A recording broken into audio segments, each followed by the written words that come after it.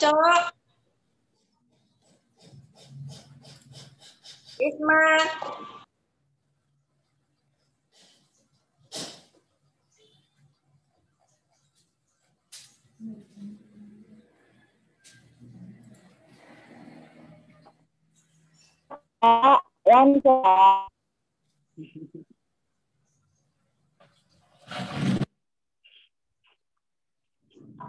Rara.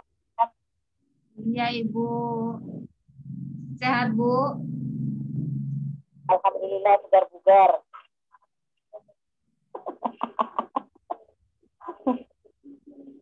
Kak Nikolas?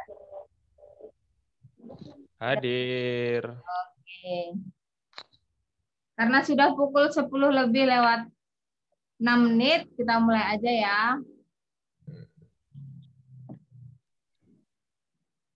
Ya, baik. Assalamualaikum warahmatullahi wabarakatuh. Waalaikumsalam warahmatullahi wabarakatuh. Selamat pagi, Bapak Ibu sekalian. Gimana kabarnya? Alhamdulillah baik. Alhamdulillah. Walaupun weekend, tapi tetap menyempatkan waktu ya untuk menambah ilmu bersama Rumah BUMN Pertamina Lampung Tengah. Pagi Mbak, Alhamdulillah. Baik, Suksuma. Suaranya jadi ini. Kali suaranya tuh. Saya Selamat datang peserta klinik bisnis online bersama Rumah BUMN Lampung Tengah dengan judul New Normal Marketing, MKM Bangkit, Ekonomi Melejit. Ya. Pada kesempatan pada siang hari ini kita akan menerima materi yang insya Allah nantinya akan bermanfaat untuk kita semua dan mudah-mudahan dapat diterapkan ke kehidupan kita sehari-hari, yaitu berbisnis. Mudah-mudahan setelah mendapatkan materi ini nanti kita semua ekonominya makin melejit. Amin. Amin. Terima kasih Bapak Ibu waktunya sudah menyempatkan untuk mengikuti pelatihan pada pagi hari ini. Meskipun weekend tapi semangatnya tetap ada, dan nanti di akhir sesi kita banyak kuis-kuis. Jadi walaupun sembari produksi jangan lupa selfie-selfie. Oke. Langsung aja kita kenalan dengan Kak Nikolas yang tempo lalu tanggal 12 Januari ya Kak ya.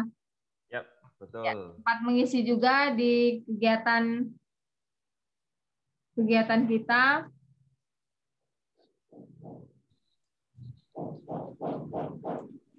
Oke. Bu Isma, suaraku aneh Bu. Kenapa Bu?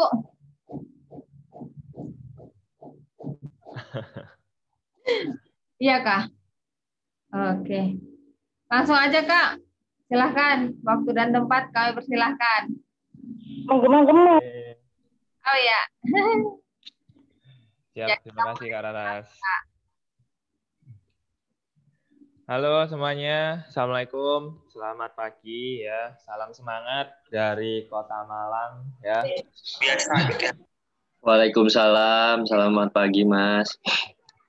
Ya, berhubung masih Januari, mungkin kita boleh ya nanti persiapan tahun 2021 ini nanti seperti apa, dan mungkin sharing saya hari ini akan mengenai lebih fundamental ya daripada yang kemarin. Karena kan kalau yang mungkin ibu-ibu di sini yang mengikuti sesi kemarin akan mendapatkan sebuah konsep ya, sebuah konsep yang istilahnya rinci dan mendetail tentang bagaimana ibu-ibu di sini menyusun tentang program marketing seperti itu. Nah, kali ini yang akan saya jelaskan adalah tentang new normal marketing ya. Jadi sebelumnya mungkin ada yang baru ikut di hari ini dan saya mohon izin kenalan dulu. Jadi perkenalkan ibu-ibu di sini nama saya Nicholas Rian ya, saya dari PT Fortuna IMAX Trans dari Kota Malang. Kebetulan saya bidang pekerjaannya adalah sebagai konsultan marketing. Nah, sebagai konsultan marketing terutama untuk bisnis-bisnis retail ya. Jadi kalau boleh dibilang klien-klien kami lebih banyak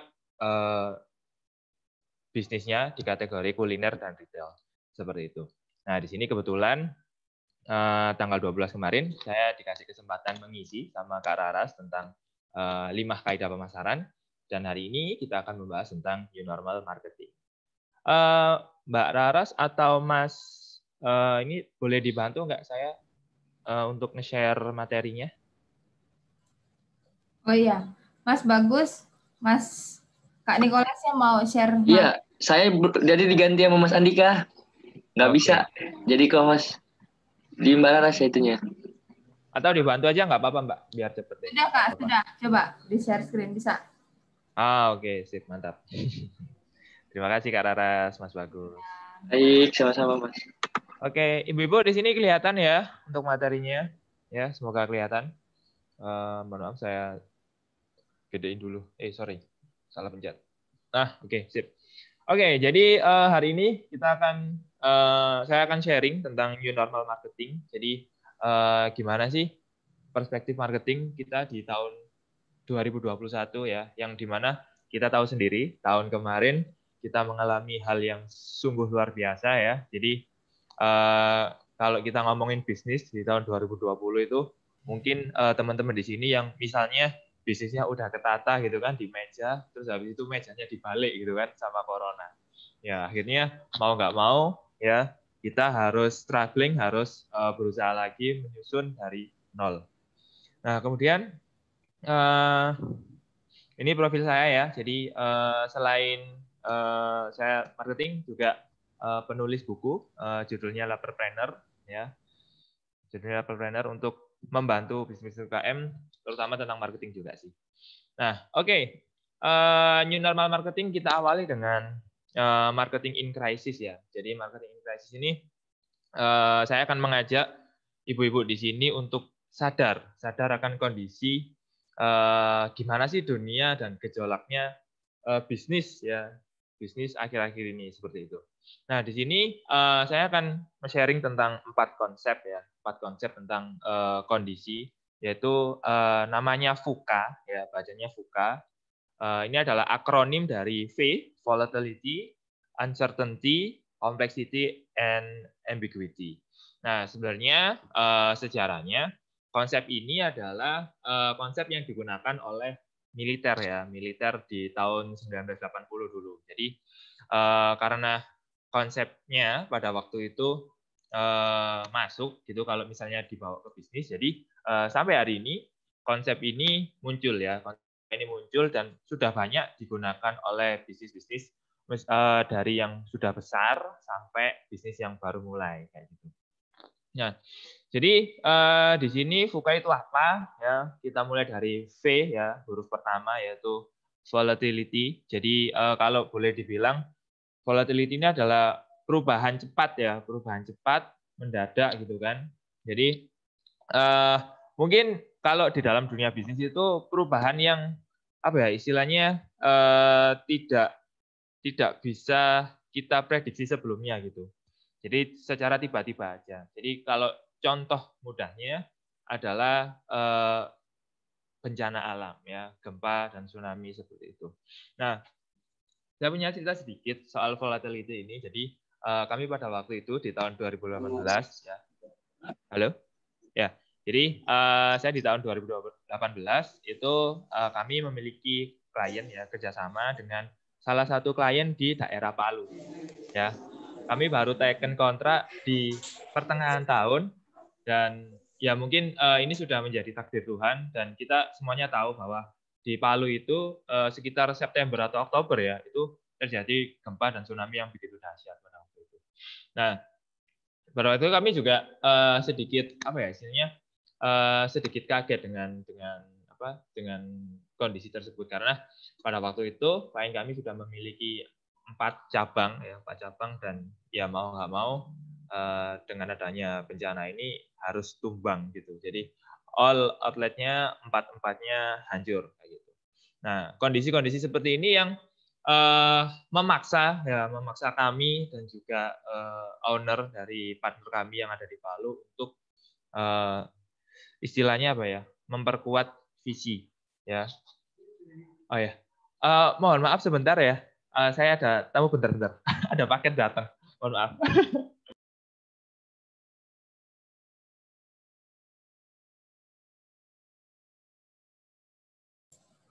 Oke, sembari nunggu Kak Nicholas, nanti Bapak Ibu yang ingin bertanya, silahkan ketik di kolom chat nama dan asal UMKM, atau bisa menggunakan fitur di bawah ini kan ada reaction ya, nanti dari reaction ini ada yang raise hand. Nah, nanti raise hand ini nanti bisa berkomunikasi langsung dengan narasumber. Iya. Halo, mohon maaf. Jadi karena kan sebenarnya kantor hari ini libur, cuma jadi saya sebutin kantor, terus ada Pak Guru ngirim barang tadi. Mohon maaf ya Ibu-ibu. Oke, kita lanjut ya tentang volatility. Ya, jadi volatility adalah sebuah ketidakpastian ya, maksudnya yang tiba-tiba terjadi dan di sini akan memaksa para owner bisnis untuk memiliki visi yang apa istilahnya visi yang cukup akurat untuk mengatasi masalah-masalah yang datang seperti itu. Nah, kemudian yang kedua uncertainty ya, uncertainty ini adalah sebuah ketidakpastian ya. Jadi kalau boleh jujur kan kita berbisnis ya, menjalankan operasional setiap hari itu kan kita juga nggak tahu pasti kejadian-kejadian apa yang akan menimpa bisnis kita kayak gitu. Nah, contohnya aja ya ini COVID-19 ini. Kita kan 2019 itu kan nggak pernah menduga sama sekali bahwa di tahun 2020 itu kan bakalan ada pandemi. Dan ya kalau boleh jujur ini tidak pernah masuk di skenario kita gitu kan. Karena kita mulai tahun apa ya kalau ditarik mundur lagi mulai tahun 90, 2000 itu kan kita aman-aman saja gitu kan.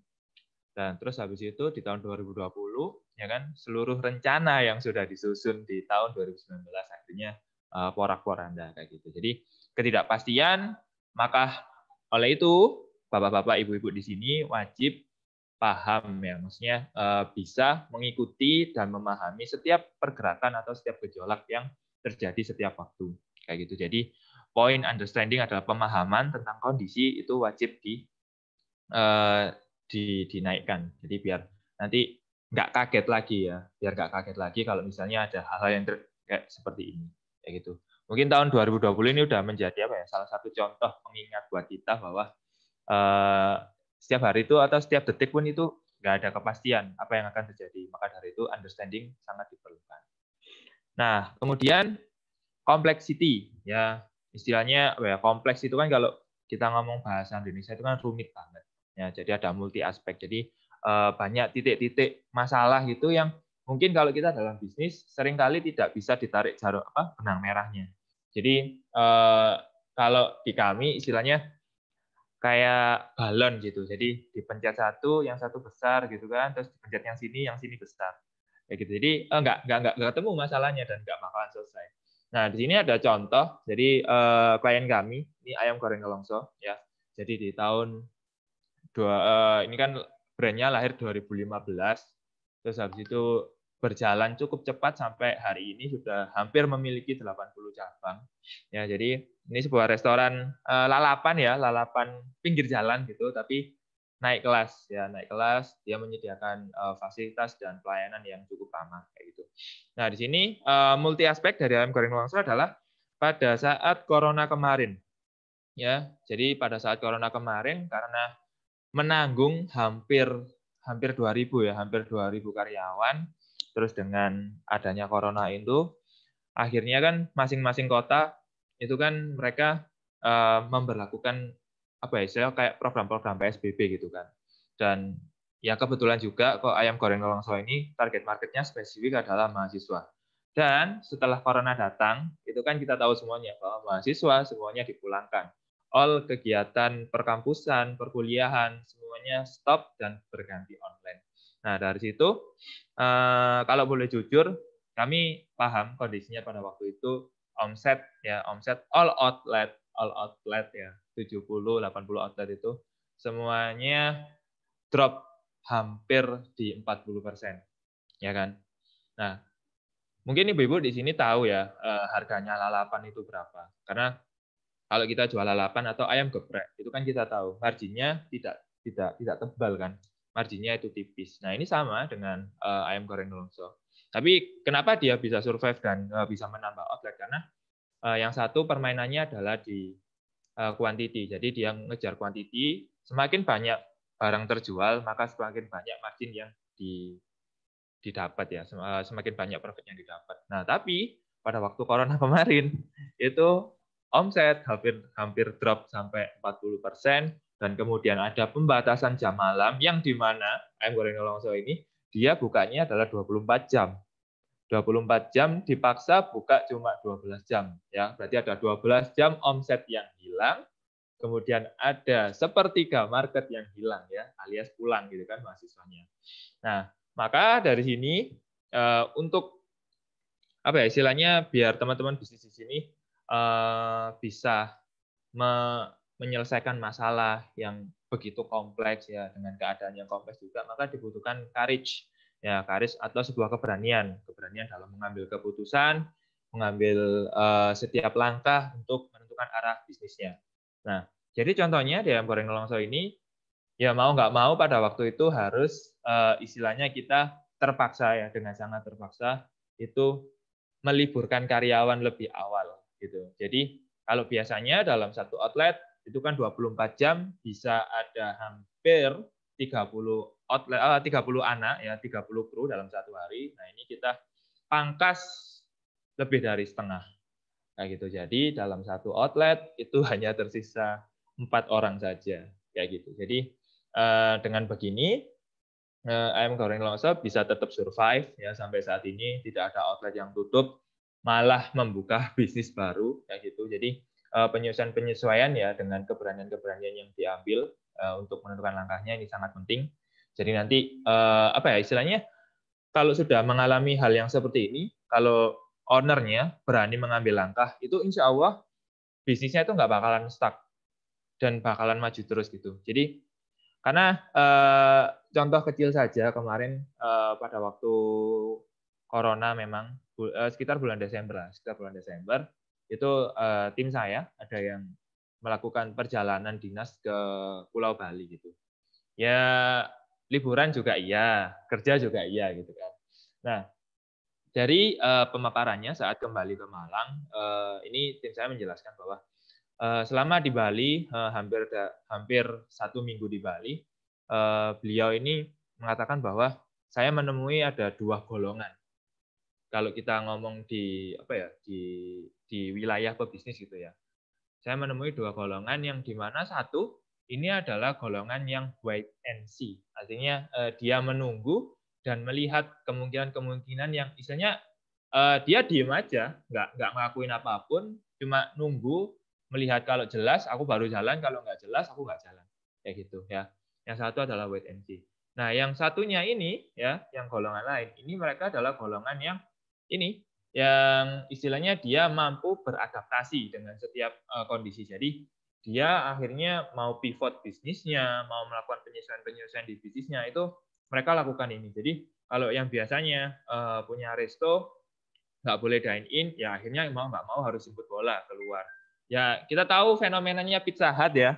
Fenomenanya Pizza Hut, salah satu brand makanan terbesar di Indonesia bahkan di dunia dengan apa istilahnya tidak jaim ya, kalau boleh dibilang kalau manusia itu tidak jaim, mereka turun ke jalan untuk menjual makanan mereka.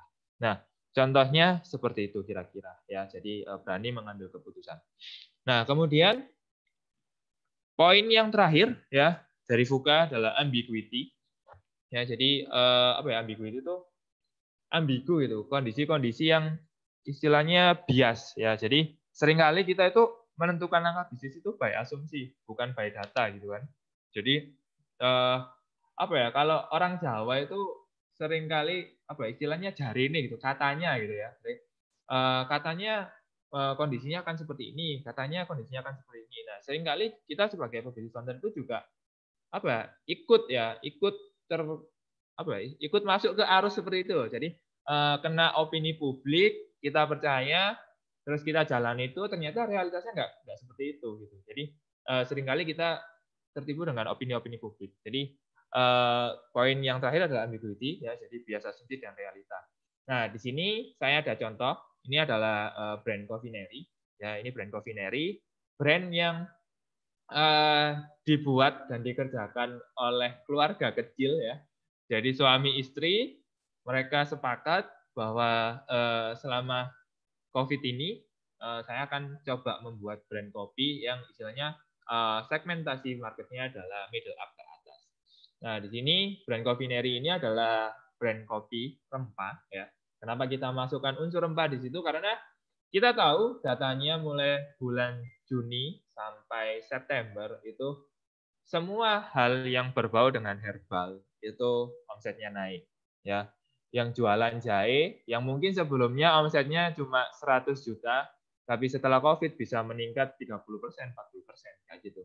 Nah, maka dari situ karena kan datanya sudah ada, riset sudah, maka dari situ kita bikin kopi ditambahkan rempah ya. Jadi ditambahkan rempah kan karena rempahnya sendiri ini kan nanti fungsinya adalah meningkatkan ketahanan tubuh kayak gitu. Jadi kopinya tetap enak ya, kopinya tetap bisa dinikmati dan poin plusnya adalah ketahanan tubuhnya terjaga.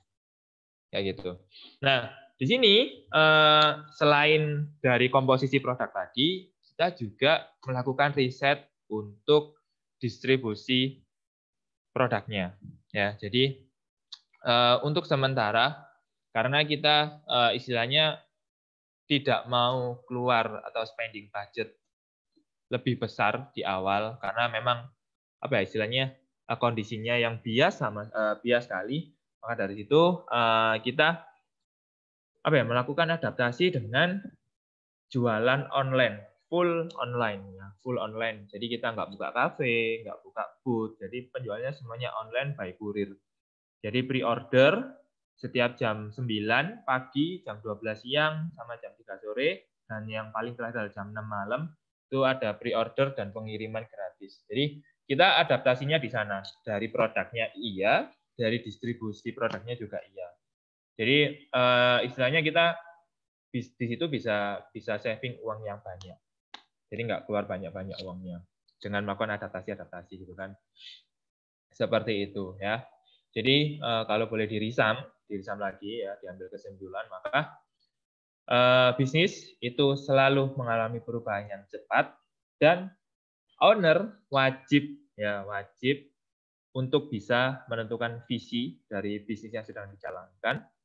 Kemudian yang kedua adalah uncertainty, ketidakpastian, maka owner dituntut untuk bisa memahami kondisi yang ada. Dan yang ketiga adalah complexity, ya, jadi kerumitan. Maka di sini owner bisnis dituntut untuk bisa berani dalam mengambil keputusan. Dan yang keempat adalah ambiguity, bias dan tidak jelas juga. Dan di sini owner dituntut untuk bisa melakukan adaptasi agar bisnisnya bisa tetap jalan dan tidak mati, ya, kayak gitu. Nah, dari sini dari latar belakang tadi, maka kami tim IMAX akhirnya coba menentukan rumus yang cukup sederhana dan insya Allah mungkin bisa dimengerti sama ibu-ibu, bapak-bapak di sini karena dari keadaan yang tadi itu 4, maka di sini kami mengeluarkan namanya new normal marketing yang ada 5 poin juga. Nah, kita bahas yang pertama, ya, tentukan tipe konsumen ideal, ya. Jadi seperti di materi yang sebelumnya, ini kan kalau di materi sebelumnya kita menentukan target dulu, baru menentukan tipe konsumen ideal. Nah, kalau sekarang berangkatnya dari tipe konsumen ideal dulu. Nah, asumsi saya adalah di sini bisnisnya ibu-ibu ini sudah jalan lebih dari 1 bulan atau 3 bulan ya. Jadi setidaknya sudah mempunyai konsumen yang sudah merasakan produknya ibu-ibu dan bapak-bapak di sini. Nah, maka dari itu, kenapa kok tipe konsumen ideal ini ditaruh di nomor 1? Karena kalau sudah ada base konsumen, maka nanti fokusnya ibu-ibu di sini adalah ketiga kategori ini. Yang pertama adalah konsumen yang beli sering, atau konsumen yang belinya banyak, atau yang ketiga, yang dia sering ajak-ajak temennya untuk beli produknya ibu. Ya, jadi di sini nanti fokusnya adalah ke konsumen yang sudah ada dan juga caranya untuk mendatangkan konsumen yang baru. Ya, jadi fokus dulu pada saat ini adalah ke 3 kategori konsumen yang ini. Ya. Kemudian yang kedua, peka terhadap kompetitor. Ya, seringkali ya kita itu merasa paling pede gitu, paling pede, produknya paling oke. Misalnya kalau kita ngomong restoran pelayanannya paling oke, ya marketnya paling besar, bla bla bla dan lain-lain, karena ya istilahnya pokok terlalu pede lah ya. Nah, maka dari situ kalau kita dalam kondisi yang saat ini, mungkin kalau misalnya bisnis kita dalam posisi tertinggal gitu ya, tertinggal dari kompetitor, maka mau nggak mau ibu-ibu, bapak-bapak di sini wajib untuk istilahnya peka terhadap kompetitor. Nah, di sini ada 5 yang saya cantumkan ya. Jadi yang pertama adalah produk. Nah, produknya ini bisnisnya ibu-ibu ini bisa di-compare sama kompetitornya. Apakah produknya itu 1 langkah di depan atau malah 1 langkah di belakang. Kayak gitu. Jadi peka terhadap produknya kompetitor juga penting. Jadi istilahnya kalau boleh dijelaskan secara gampang, compare aja. Kalau kita jualan makanan ya, ayam geprek gitu, ya udah ayam gepreknya ibu sama ayam gepreknya kompetitornya ini ada perbedaannya signifikan nggak? Mulai dari rasanya, dari penyajiannya, dari porsinya dan lain-lain kayak gitu. Nah, nanti sejenis juga produknya. Mungkin kalau kita ngomong fashion ya, bahannya gimana, terus harganya berapa kayak gitu ya. Jadi yang lagi trending apa seperti itu. Jadi peka terhadap kompetitor dari produk. Nah, kemudian yang kedua adalah price ya, terkait harga. Ya kan kita udah nggak kaget ya kalau misalnya di saat pandemi ini banyak sekali bisnis yang akhirnya boleh dibilang banting harga agar tetap bisa survive gitu. Apalagi kalau kita ngomong di sektor wisata gitu kan. Sektor wisata, hotel dan lain-lain itu kan banting harganya istilahnya bisa dikatakan parah gitu. Jadi kalau misalnya hotel itu yang dulunya kamarnya 1 juta harganya per malam, nah sekarang biar tetap ada pemasukan, operasional tetap jalan, karyawan tetap bisa makan ya, bisa dipaksa harganya di 300.000 atau 200.000 per malamnya kayak gitu. Nah, jadi nanti ibu-ibu, bapak-bapak di sini juga wajib istilahnya mengidentifikasi ya harganya produknya ibu sama produknya kompetitor gitu. Apakah kompetitor ini harganya lebih murah tapi produknya lebih banyak atau malah sebaliknya kayak gitu. Jadi misalnya ada kompetitor yang dia bisa menantangkan traffic yang tinggi. Nah, ternyata setelah diidentifikasi kenapa kok bisa mendatangkan traffic yang tinggi, ternyata dari harga gitu. Nah, nanti bisa penyesuaian di strategi harganya. Nah, kemudian yang ketiga, place promotion ya. Place promotion ini tempat untuk promosinya. Jadi kalau misalnya ibu bapak di sini belum online, ya maka kita sudah ketinggalan jauh gitu sama kompetitor yang mungkin dia sudah online duluan dan sudah bisa istilahnya meraih captive market yang ada di online gitu ya. Jadi place promotion juga ditentukan. Nah, sekarang ibu bapak di sini sudah melakukan promosi dalam bentuk apa saja, online kah, offline kah, itu di mana. Nah, terus dibanding aja dengan kompetitor. Kalau misalnya kompetitor ternyata promosinya lebih kenceng, terus lebih banyak, terus habis itu kalau kita merasa kalah ya wajar gitu kan. Karena mereka melakukan hal yang effortnya lebih besar daripada kita. Nah, kemudian yang keempat adalah packaging prosesnya ya. Karena kita tahu di pandemi ini kuncinya kalau kita ngomong produk makanan atau produk apapun itu, kuncinya kalau kita ngomong packaging adalah higienis gitu kan. Nah, di sini mungkin ada juga segmen market yang peduli dengan hygiene ya atau kehigienitasan sebuah packaging ya. Terus ada juga yang mungkin kurang merasa peduli tentang itu. Nah, tapi kalau dengan adanya pandemi yang belum selesai ini, kan kita diwajibkan ya untuk tetap memberikan pelayanan yang terbaik dan lain-lain kayak gitu.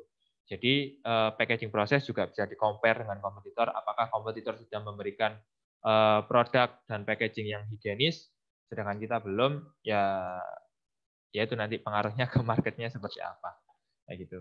Nah, kemudian yang kelima adalah people, ya. People berarti orangnya.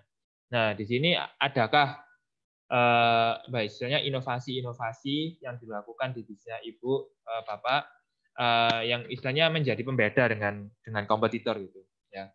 Jadi banyak juga brand ya di Kota Malang juga dan mungkin terjadi di mana-mana itu saat pandemi ya meskipun kita tahu semua penjualan loyo, tapi owner bisnis ini dengan dengan inovasinya dan lain-lain itu berhasil mengangkat people-nya ini tetap semangat untuk bekerja ya. Jadi berbagai cara dilakukan agar tetap omset, agar tetap dapurnya ngefull ya dengan cara mungkin kalau yang biasanya kerjaannya jadi waiters, nah dengan adanya corona ini dia jadi tim sales ya, tim sales untuk jemput bola, buka booth di tempat-tempat yang ramai, misalnya di alun-alun, di apa kayak gitu. Ya, jadi inovasi-inovasi terhadap people-nya juga perlu diperhatikan agar nanti karyawan-karyawan ini kalau boleh dibilang kerjanya nggak loyo ya, jadi biar tetap semangat ya. Kuncinya dua ya, amati dan validasi ya. Jadi amati setiap pergerakan di kompetitor dan validasi setiap langkah itu apakah mungkin atau apakah cocok diterapkan di bisnis kita seperti itu. Nah, kemudian nomor 3, prioritas pada produk laris ya. Jadi kalau dengan kondisi saat ini kita kayaknya nggak perlu dulu untuk bikin produk yang istilahnya baru dan di mana kita juga belum paham produk ini bakalan laku apa enggak gitu. Kalau kita sudah tahu data produk terlaris kita apa, yaitu fokus di situ aja. Nah, jadi contoh ayam goreng longsor tadi ya, mungkin masih ingat yang di atas tadi. Jadi itu sampai saat ini dia selalu fokus pada satu produk saja untuk penjualannya. Jadi si restoran ini ayam goreng longsor ini kan punya menu lebih dari 20. Jadi dari ikan, dari ayam, bebek, itu kan ya makanan standarnya lalapan gitu kan, itu ada semua. Nah, tapi selama pandemi ini yang difokuskan itu cuma satu, yaitu ayam crispy. Ya, ayam crispy ini ternyata dia menjadi istilahnya produk best sellernya dia selama beberapa tahun terakhir. Nah, di situ berarti kalau boleh dibilang stok bahan bakunya itu dibanyakan di ayam crispy itu. Jadi kita juga misalnya penjualannya jelas, terus istilahnya ongkos HPP-nya juga nggak keluar gede karena kita udah tahu, udah bisa prediksi bahwa produk ini sehari keluar berapa kayak gitu ya. Jadi yang nomor 3 adalah prioritaskan pada produk yang laris.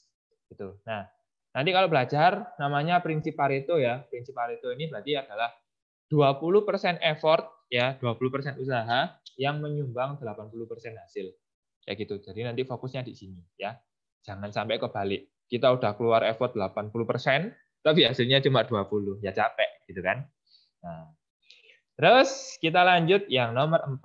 Nah, nomor 4, optimalkan titik distribusi produktif. Nah, seperti yang saya ceritakan tadi, saat saya menceritakan studi kasusnya Covineri ya. Jadi Covineri ini setelah divalidasi, titik distribusi produktifnya memang di online ya, di online. Jadi melakukan PO melalui Instagram dan WA, dan di situ baru dikirim. Nah, di sini ada 3 ya teman-teman. Ada offline, omni, dan online. Ya, kalau kita offline kita tahu lah ya, kalau misalnya kita restoran atau kafe, ya kita optimalkan di tempatnya kita untuk dine-in. Nah, kalau mungkin yang fashion, kita optimalkan gimana caranya orang ini bisa datang ke toko kayak gitu kan. Nah, terus kemudian Omni. Nah, Omni ini kalau saya jelaskan secara singkat, bisnisnya ibu-ibu dan bapak-bapak di sini itu nggak hanya melayani end user atau customer terakhir ya. Jadi kalau sekarang bisnis retail itu bisa masuk ke dua. Jadi masuk ke corporate bisa, masuk ke customer atau end user juga bisa ya. Jadi menjuali satuan atau menjuali gelondongan itu juga bisa. Nah, kalau ada bisnisnya ibu-ibu dan bapak-bapak di sini yang pada saat ini melayani dua jenis market tersebut dan hasilnya apa ya istilahnya masih oke ya, teruskan lanjutkan di sini gitu ya. Nah, kalau mungkin yang belum bisa mulai dijajaki ya. Bisa mulai dijajaki untuk masuk ke Omni. Nah, kemudian yang terakhir ada online ya, kita semuanya sudah tahu bahwa pandemi ini ya kalau kita ngomong semua hal yang berbau online itu semuanya naik ya, semuanya naik dan di sini memang menjadi apa ya sebuah potensi besar yang bisa dimanfaatkan bapak-bapak ibu-ibu di sini untuk mengoptimalkan titik distribusinya.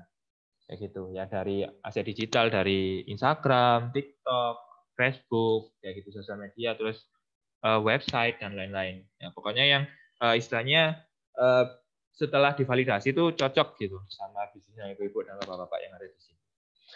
Kemudian yang terakhir ya nomor 5, rancang program efektif ya seperti yang saya jelaskan di pertemuan sebelumnya.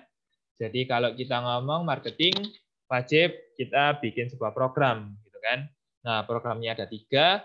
Yang A adalah mengajak ya, berarti setelah yang nomor 1 tadi ya, setelah kita tentukan tipe konsumen idealnya, maka program pertama kita adalah mengajak orang yang sesuai dengan tipe konsumen ideal kita. Gitu ya. Jadi jangan semua orang diajak, tapi spesifik orang atau spesifik market yang kita ajak. Biar effortnya tadi nggak 80 ya, effortnya biar nggak 80, hasilnya tapi 20. Gitu. Nah, kemudian yang kedua adalah merawat ya, merawat konsumen yang sudah ada. Terus yang terakhir adalah mengejutkan ya. Jadi ini program yang terakhir yang C, ini adalah program yang biasanya disediakan untuk mengentertain atau merawat konsumen-konsumen yang loyal ya. Jadi konsumen itu kan kalau menurut saya ada 3 kategori. Yang satu memang bukan konsumen, jadi dia datang cuma coba aja atau datang di setiap kali ada promo. Terus yang kedua adalah konsumen yang istilahnya nyoba sekali terus udah nggak pernah beli lagi. Yang terakhir adalah konsumen yang loyal ya. Jadi dia suka dan kangen sama produknya ibu-ibu dan bapak-bapak yang ada di sini. Kayak gitu. Dan dia masuk di salah satu 3 kategori tipe konsumen ideal yang ada di atas tadi ya. Dia belinya sering, atau beli banyak, atau sering aja. Kayak gitu. Nah, dari new normal marketing ini, kesimpulannya adalah olah market yang lebih dekat ya. Jadi fokuskan semuanya ke lokal gitu ya, ke lokal. Jadi kalau boleh dicontoh lagi ayam goreng nolongso tadi, kalau sebelumnya kita marketnya adalah mahasiswa, maka sekarang fokus kita adalah di lokal. Jadi area-area yang istilahnya apa ya? Banyak penduduknya, penduduk lokal setempat. Jadi bukan penduduk dari luar kota lagi. Kalau mahasiswa kan rata-rata banyaknya dari luar kota ya, meskipun dari dalam kota sendiri juga ada. Tapi kan rata-rata banyaknya dari luar kota. Nah, jadi di sini olah market yang lebih dekat ya. Jadi fokuskan yang lokal dulu. Jadi kalau misalnya ibu-ibu bisnisnya kuliner, nggak perlu mengeluarkan effort untuk melayani satu kabupaten ya, cukup satu kelurahan atau satu kecamatan aja gitu gambarannya. Nah, kemudian yang kedua adalah antisipasi perubahan yang lebih cepat ya. Jadi di sini ibu-ibu dan bapak-bapak dituntut untuk istilahnya bisa menambah insight tentang hal-hal yang akan terjadi di kedepannya. Begitu. Jadi biar nanti bisa melakukan antisipasi setiap perubahan yang lebih cepat. Nah, Karena kan kalau kita ngomong momen di tahun 2021 di awal ini kan nanti ada kalau menurut saya ada satu momen besar yaitu vaksinasi, ya kan? Vaksinasi akan berjalan di mulai Maret kalau nggak salah, atau udah jalan ya, tapi info yang didapat kurang jelas. Jadi setelah vaksinasi itu gampangnya nanti akan terjadi hal apa kayak gitu. Nah, ini nanti wajib ibu-ibu dan bapak-bapak untuk bisa membaca insight-insight tentang hal-hal yang akan terjadi setelah momen-momen seperti itu terjadi. Nah, itu. Nah, kemudian ini ya sedikit semangat buat teman-teman UMKM yang ada di sini ya. Pandemi hanyalah kondisi ya. Resesi hanyalah situasi, bukan penghalang aliran rezeki gitu ya. Jadi meskipun kita dalam kondisi yang istilahnya carut marut seperti ini, kita harus tetap semangat ya. Tetap semangat untuk mencari rezeki kayak gitu. Nah, itu materi dari saya. Terima kasih atas sharingnya. Saya kembalikan ke Kak Raras. Terima kasih. Ya, terima kasih banyak Kak Nikolas. Materinya mungkin dari yang kemarin ini lebih spesifikasi lagi ya. Jadi memang ini adalah materi terusan dari yang tanggal 12 Januari kemarin ya. Dari 5 kaidah pemasaran. Jadi memang kemarin masih secara luasnya, sekarang kita lebih tekankan untuk bagaimana sih marketing di saat new normal gitu. Betul. Dan selalu ditekankan, senang sekali aku dengar yang bagian yang mengajak, merawat, dan mengejutkan. Karena memang ini nih kalau misalkan di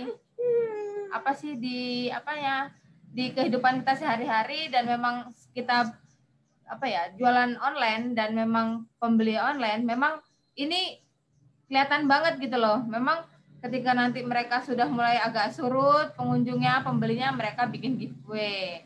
Gitu. Jadi ini untuk mengajak bahwa memang yang tadinya mereka nggak tahu tentang online shop, tentang toko A, mereka jadi tahu tentang toko A. Terus setelah itu sama mereka diajak, setelah diadakan giveaway, terus mereka adakan promo-promo. Nah itu nanti mereka berikan giveaway lagi. Jadi memang mereka ini setelah tak pahami, tak telusuri, ternyata mereka menganut rancang program efektif ini gitu loh. Jadi memang kalau untuk yang online shop yang memang dia itu yang sudah memang maju, dia sangat mengaplikasikan, sangat gencar. Jadi memang mereka menentukan tipe konsumen idealnya, terus setelah itu dia peka juga, jadi kompetitor dia punya harga yang seperti ini, kalau bisa mereka jangan mau nih.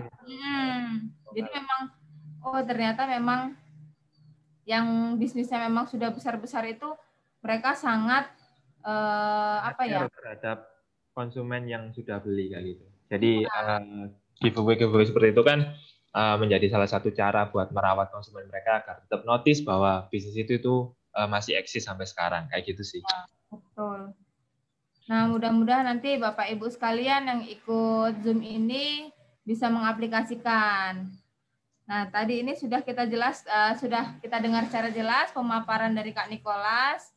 Silahkan apabila ada yang mau bertanya, bisa tulis di kolom chat, nama, _ asal UMKM, atau klik reaction, raise hand. Ya. Ini sepertinya sudah ada penanya nih. Ada 2 penanya. Wah, Dumai semua. Mantap, Dumai. Dumai paling aktif ini. Ya, Dumai aktif banget. Yang pertama dari Ibu Rinilda Dumai. Diborong nih Kak, pertanyaannya ada 3. Apa saja strategi yang harus dilakukan saat si new normal? Yang kedua, gimana cara kita memahami perilaku konsumen di saat next normal? Yang ketiga, gimana kita beradaptasi dan apa tantangannya di saat new normal? Oke. Siap, bisa saya jawab dulu ya. Oke, terima kasih Bu Rinilda dari Dumai. Jadi kalau kita ngomong new normal, yang pertama ya, apa saja strategi yang harus dilakukan saat new normal? Kalau kita ngomong perspektif marketing, maka strateginya adalah fokus kepada konsumen yang sudah ada. Ya, fokus pada konsumen yang sudah ada. Jadi kalau boleh dibilang sebenarnya kalau new normal ini kan apa ya istilahnya, kita sudah punya base konsumen, tapi habis itu boleh dikatakan 50% hilang gara-gara corona. Nah, maka dari itu kalau masih ada sisa konsumen yang 50% ini, yaitu dimanfaatkan untuk mendatangkan yang lain lagi kayak gitu. Nah, terus kemudian gimana cara kita memahami perilaku konsumen di saat next normal, dan gimana kita beradaptasi dan apa tantangannya di saat next normal. Nah, kalau kita ngomong next normal itu adalah apa yang sudah terjadi dari bulan Maret sampai Januari ini, menurut saya akan terjadi selama kurang lebih sampai tahun 2022. Jadi kita sebagai sebagai orang sipil akan tetap pakai masker, ya, akan sering bawa hand sanitizer, terus kita akan tetap melakukan protokol kesehatan, kayak gitu sih. Jadi gimana cara memahami perilaku? Kalau menurut saya adalah sudah ada gambarannya, Jadi kalau guyonannya orang-orang di sini itu tahun 2020 kemarin itu sebenarnya cuma trailernya atau cuplikan dari tahun 2021 sama 2022, kayak gitu sih. Jadi kalau kita mau memahami marketnya gimana di tahun 2021, kalau saya sendiri yang sudah terjadi yaitu yang dilihat untuk sementara. Karena meskipun nanti setelah divaksin, itu kan vaksin kalau Indonesia kan ada 250 juta orang kan, karena nggak mungkin vaksin itu bisa selesai dalam waktu yang singkat. Dan prediksi dari Menteri Kesehatan kemarin kan juga paling cepat itu ada 15 bulan. Nah, 15 bulan berarti sampai tahun depan. Kayak gitu. Jadi mungkin perilaku new normal yang sudah terbentuk selama tahun 2020 ini bakalan udah menjadi menjadi new normal sampai seterusnya gitu kalau menurut saya. Jadi kemana-mana orang udah lebih lebih aware lagi terhadap kesehatannya sendiri, kayak gitu sih. Jadi udah ada gambarannya kok Bu, ya dari 2020 ini sih kalau menurut saya. Gitu Kak Raras. Semoga terjawab pertanyaannya. Iya, gimana nih Bu, Ibu Rinilda? Yo, makasih Mbak, makasih Mas. Ya. Oke Bu. Pertanyaan selanjutnya itu dari Ibu Isma Syam. Ini favorit aku banget ini. Beliau orangnya murah senyum, ceria. Mana Bu? Assalamualaikum warahmatullahi wabarakatuh. Waalaikumsalam warahmatullahi wabarakatuh. Apakah dengan cara memberi kejutan dengan konsumen dapat mempengaruhi setiap market, dan bagaimana cara memberi diskon atau free produk kita, dan apakah antara diskon dan free mempunyai nilai yang sama? Oke, baik. Jadi, apakah dengan cara memberi kejutan dengan konsumen dapat mengurangi setiap market? Jawabnya mungkin tidak. Karena yang kita berikan program mengejutkan ini hanyalah yaitu tadi ke konsumen yang memiliki salah satu dari 3 kategori. Belinya banyak, atau belinya sering, atau dia ajak teman. Nah, dari sini ada kemungkinan bahwa konsumen yang mendapat treatment tadi itu bisa melaksanakan poin yang terakhir ini, yang C tadi, bisa mengajak orang. Jadi dengan memberi kejutan, dia merasa happy dengan layanan yang kita berikan, yang nggak menutup kemungkinan bahwa dia akan merekomendasikan ke orang yang lain. Kayak gitu sih. Jadi kalau mempengaruhi setiap market, jawabannya enggak. Karena selalu saran saya adalah tentukan dulu tipe konsumen idealnya yang spesifik, baru itu nanti yang difokuskan ibu-ibu dan bapak-bapak di sini untuk dilayani dengan sebaik mungkin. Kayak gitu. Nah, kemudian bagaimana caranya memberi diskon atau free produk kita? Apakah antara diskon dan free mempunyai nilai yang sama? Nah, produk diskon dan free, kalau pengalaman saya, memang kalau secara budget lebih menantang free, karena kalau kita kasih free kan istilahnya kita nggak dapat uang sama sekali kan. Nah, kecuali diskon. Nah, kalau diskon kita dapat istilahnya tetap dapat omset, tapi mau nggak mau profit kita berkurang kayak gitu. Karena kan kalau mau free atau diskon itu kan kita berbagi profit dengan konsumen gitu. Nah, gimana caranya? Kembali lagi ke goals-nya dulu, Bu. Ke tujuannya Ibu mau kasih free produk atau diskon ini tujuannya apa dulu? Mau menaikkan omset atau memperkenalkan produk baru atau untuk memaintenance konsumen yang sudah ada. Jadi misalnya dengan giveaway kayak yang dicontohkan Kak Laras tadi, maka kalau kita ngomong giveaway berarti tidak banyak produk yang dikeluarkan. Jadi itu bisa dihitung di budget marketing. Atau kalau Ibu tujuannya adalah mau menaikkan omset, kalau kita mau kasih free produk, biasanya yang sering dilakukan adalah bundling. Jadi beli apa nanti dapat apa gitu kan. Nah, yang dimana dapat apanya tadi itu ongkosnya lebih kecil, ya HPP-nya lebih kecil daripada produk yang menjadi syarat utama untuk dibeli tadi itu. Nah, diskon juga demikian. Kalau saya pribadi, kalau menentukan strategi marketing itu istilahnya kalau diskon mungkin yang sering saya hindari ya, karena lebih suka itu tadi beli apa dapat apa. Karena kalau diskon itu pengaruhnya langsung ke profit sih, kalau menurut saya langsung ke profit. Jadi kalau di tahap awal kayak gini-gini, diskon boleh, tetap boleh, tapi mungkin lebih disesuaikan dulu ke tujuannya, sama resources yang dimiliki kayak gitu. Jadi kita nggak perlu memaksakan untuk bikin diskon sampai 70% atau sampai 80%, tapi ternyata kondisinya tetap berdarah-darah kayak itu. Jadi mending kita tentukan dulu goals-nya apa, terus habis itu melihat resources yang ada. Kayaknya program free lebih cocok deh. Nah, untuk diaplikasikan di tempatnya kita. Jadi kalau misalnya sudah terbiasa menganggarkan budget marketing, kita mau bikin diskon atau free lebih dari 100 produk pun nggak masalah, karena memang sudah ada anggarannya. Tapi kalau masih belum, ya itu tadi diupayakan untuk tidak losing atau keluar profit banyak-banyak lah. Kayak gitu sih, Bu. Jadi kembali ke tujuan dulu aja. Seperti itu, Kak Raras. Semoga terjawab. Gimana nih Bu Isma? Kayaknya lagi nyemurin baju ya, Bu. Ibu Isma. Sudah terjawab? Sudah, makasih Mbak Raras. Bu. Ya. Kak, tadi kan disebutkan bahwa kalau misalkan diskon itu akan mengurangi profit ya? Ya. Sedangkan kalau misalkan kita memberikan gift itu juga kan berarti kan mengambil dari profit kita. Langsung sama aja. Berarti sebenarnya antara diskon dengan memberikan gift itu sama atau gimana ya, Kak ya? Pada prinsipnya sama, karena kan setiap kali kita memberikan program marketing, mau itu free, mau itu diskon, mau itu merchandise, mau itu bonus, itu kan sama halnya kita berbagi profit sama mereka. Nah, tinggal angkanya aja yang dipatok, batasnya berapa, kayak gitu sih. Karena biasanya kami pernah terjadi di salah satu klien.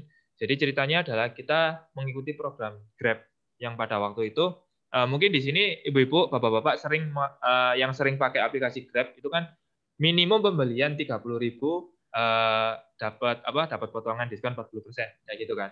Nah, seringkali kita mengikuti program itu dan seringkali setiap kali kita review itu hasilnya boncos gitu, malah kita rugi. Nah, ternyata karena kan programnya diskon. Nah, program diskon ini kami lengahnya adalah untuk hasilnya pembatasan produknya. Jadi kalau istilahnya kalau misalnya produk A ini diskon is oke, nggak ada masalah, tapi batasnya hanya 10 produk per hari kayak gitu. Nah, sedangkan lengahnya kami kemarin adalah produk A ini didiskon, tapi dalam satu hari lebih dari 100 produk yang keluar. Nah, di situ sih itu yang istilahnya kan ongkosnya ngulungnya kan 100 kali gitu kan, padahal batasnya kita di 10 kali aja. Kayak gitu sih. Oh gitu. Baru paham aku. Jadi memang berarti kita harus menentukan budget marketing sih kalau menurut saya dari awal. Sama kayak misalkan di Shopee, terus ketika ada flash sale kan hanya barang-barang atas gitu ya, Kak ya. Kalau kelewat juga semuanya habis ya bangkrut ya.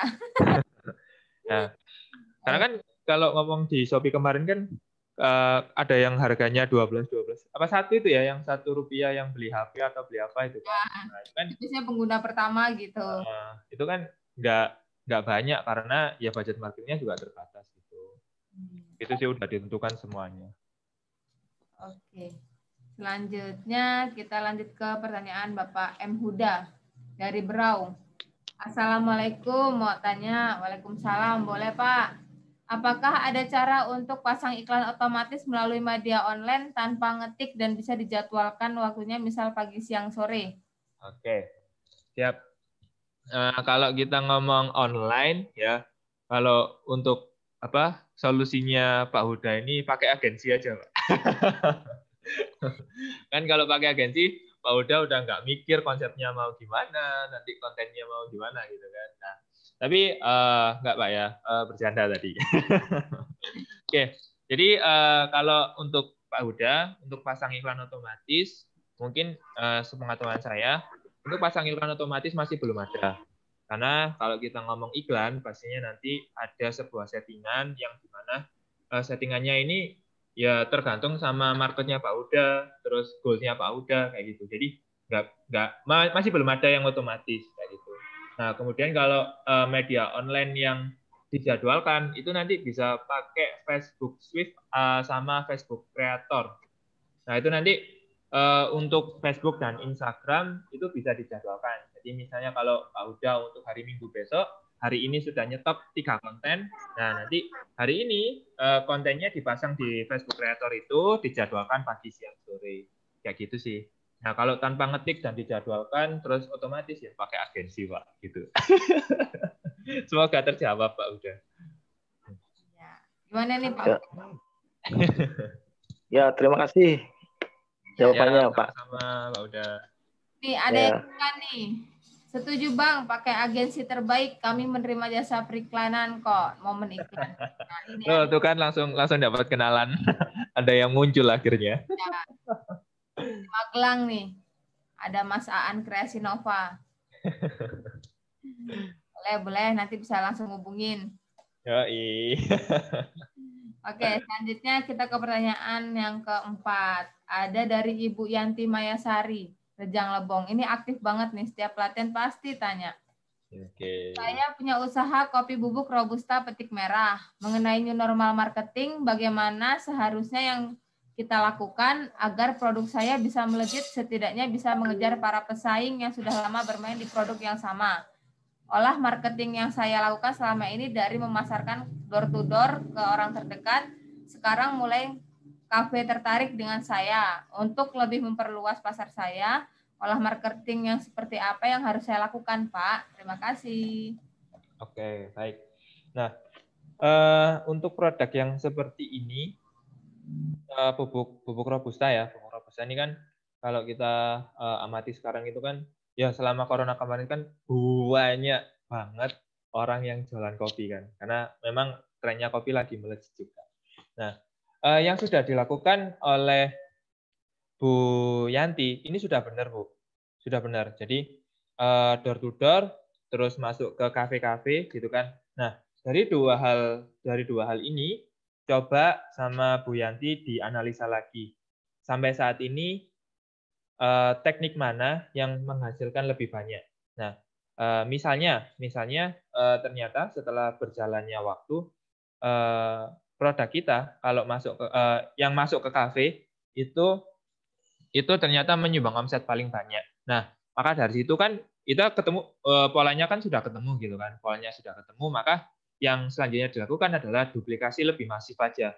Kayak gitu. Jadi langsung aja Bu istilahnya diidentifikasi di Rejang Lebong ini misalnya ada berapa puluh kafe atau berapa ratus kafe. Nah, di situ sudah dimasukin semua apa belum? Kayak gitu. Itu yang offline ya, yang udah dilakukan Ibu ini udah benar, tinggal diduplikasi secara masif aja. Kayak gitu. Nah, kalau kita ngomongin pertumbuhan horizontal, jadi menambah pemasukan ya, menambah pemasukan dari channel atau pilar pemasukan yang baru, saran saya kalau memang produknya sudah oke dan harganya bersaing, kalau menurut saya produk-produk sejenis kopi ini bisa masuk ke marketplace Bu. Masuk ke marketplace karena di sana banyak sekali yang main, bahkan yang kafe-kafe yang dia menyediakan kopi siap minum, terus ada yang jualan bubuknya juga, mereka mainnya di sana semua gitu. Jadi yang offline-nya udah bagus, tinggal nanti yang mungkin online masuk ke marketplace gitu. Ya, ada contoh bagus. Nanti mungkin Ibu bisa lihat di ini ya, di marketplace itu namanya ada Amsterdam Coffee. Nah, Amsterdam Coffee ini kebetulan kafenya dekat sama kantor saya. Ini dia offline-nya juga kenceng ya. Karena kan dia basicnya kafe. Kafenya juga kenceng, terus jualan kopinya sendiri itu juga kenceng kalau saya amati. Nah, kencengnya lewat marketplace. Kayak gitu sih, Bu. Nah, terus poin plusnya yang baru saya ketahui kemarin-kemarin ternyata si Amsterdam Coffee ini dia mensuplai ya menjadi supplier kopi bubuk hampir di 30% total kafe yang ada di Malang. Nah, total kafe yang ada di Malang itu lebih dari 500 kafe, mulai dari yang besar sampai yang kecil. Ya, kalau boleh jujur itu di tempat saya berapa ya? 5 kilo apa ya hampir 6 kilo lah, 6 kilo jalan itu kita kan kemarin udah survei kan ya, di jarak 6 kilo itu ternyata ada hampir 340 kafe aja di tempat saya. Jadi karena kan kebetulan posisi saya di tengah kota, di tengah kota banget, dan itu di tengah kota aja ada 300 lebih gitu. Dan itu si Amsterdam ini bisa masuk ke sana karena memang satu, kenapa bisa banyak, karena kualitas kopinya memang oke, ya. Jadi mau bikin produk apapun rasanya bisa lebih enak, gitu sih. Dan ya mungkin kalau menurut saya itu sih Bu. Jadi diduplikasi aja Bu yang ke kafe-kafe itu kalau memang sudah mulai tertarik. Mungkin bisa juga masuk ke ini Bu, selain kafe masuk ke hotel. Nah, masuk ke hotel juga potensi kalau menurut saya. Karena kan di hotel bisa jadi dua. Yang satu adalah untuk menjadi oleh-oleh ya buat tangan, atau yang kedua bisa menjadi bahan baku dapurnya si hotel itu sendiri. Kayak gitu sih Bu. Semoga terjawab. Iya, gimana Bu Yanti? Ya, terima kasih. Iya. Oke, sama-sama Ibu. Emang kalau misalkan kita sudah punya kayak kafe ataupun hotel yang bisa kerjasama tuh ya lumayan bener ya Kak ya. Benar-benar. Ya bisa dicoba sih, bisa dicoba ke sana. Ya. Tinggal dimasukin aja itu Bu, masuk ke kafe-kafe udah bagus kok. Dan itu akan membuat kita juga produk kita juga naik kelas gitu kan. Benar-benar. Emang Rejang Lebong nih kopinya bagus-bagus ini. Siap. Penasaran nih jadinya. Bisa kirim ke Malang nggak Bu? Jadi bisa kirim dong. Oke. Selanjutnya ada pertanyaan dari Ibu Sidaryani Dumai. Assalamualaikum warahmatullahi wabarakatuh. Waalaikumsalam warahmatullahi wabarakatuh. Dari pandemi sampai ke new normal terjadi perubahan perilaku konsumen. Apakah setelah new normal akan terjadi lagi perubahan perilaku konsumen khususnya dari kebutuhan mereka? Mungkin udah kejawab tadi Kak ya. Jadi kalau new normal ini ya menurut saya bakalan bertahan sampai tahun depan gitu. Mungkin tahun-tahun selanjutnya juga dengan kondisi yang sama. Kayak gitu sih. Kalau kita ngomongin kebutuhan, nggak ada yang berubah. Karena kalau kita ngomongin retail ya, terutama di consumer goods ya. Di consumer goods kayak makanan dan minuman itu kan setiap hari berjalan. Dan kebutuhannya itu selalu ada. Demand-nya ada dan supply-nya juga tetap ada. Apalagi fashion. Fashion juga gitu kan. Demand-nya ada, supply-nya juga ada. Itu sih. Kalau perilaku sorry, ada yang feedback suaranya. Oke, udah ya. Oke, jadi kalau ngomongin perubahan perilaku konsumen, sepertinya masih belum ada. Mungkin ya kalau misalnya ini jangan sampai terjadi sih. Ya, kalau misalnya ekonomi turun lagi, mungkin ya yang terjadi cuma orang bakalan sedikit nahan uang untuk belanja. Itu aja sih Pak. Bu. Gitu. Gimana Ibu Sidaryani? Siap. Makasih. Ya, sama-sama Ibu. Mungkin kita harus lebih tanggap aja ya Bu ya, karena sudah new normal ini kita diwajibkan pakai masker, terus diwajibkan keluar-keluar pakai hand sanitizer. Nah, mungkin kebutuhan yang mereka dapat apa ya, yang akan berubah itu mungkin akan lebih banyak masker yang kita butuhkan, akan lebih banyak hand sanitizer yang kita butuhkan. Nah, nanti dari situ akan ada kayak mereka berlomba-lomba untuk bikin masker yang cantik-cantik, bikin tali masker, bikin tempat untuk hand sanitizer. Mungkin lebih ke yang seperti itu sih, Bu. Dan kita sebagai UMKM yang harus tanggap, kita harus cari tuh konsumen yang seperti itu gitu. Konsumen yang bakal mereka membutuhkan itu gitu. Jadi kalau misalkan untuk apa ya, untuk perilaku yang lain mungkin sih tidak, tapi mungkin sekarang lebih apalagi yang kayak emak-emak sosialita tuh pasti satu pakai yang ada mote-motenya semua ikut, satu pakai masker yang ada burkat-burkatnya semua ngikut, kan gitu ya Kak ya? Ya, iya benar. Mungkin lebih ke situ sih Bu kalau perubahan perilakunya. Masih tetap kok, insya Allah. Oke, kita lanjut ke pertanyaan Ibu Ferni Yulianti. Dumai lagi. Ya, bagaimana waktu yang tepat memberi diskon? Terus bagaimana menghadapi konsumen yang selalu minta diskon pada produk yang sama? Terima kasih. Oke, Bu. Jadi pertanyaan yang kedua dulu mungkin ya. Jadi kalau ada konsumen yang minta diskon, pastikan dulu nih konsumennya masuk dari 3 kategori tadi. Apakah dia sering beli atau belinya banyak atau dia ajak-ajak temennya juga kayak gitu. Nah, kalau dia masuk salah satu dari kategori ini, ya nggak apa-apa, kasih aja gitu sekali-sekali. Kan hitung-hitung nanti masuk ke program yang mengejutkan.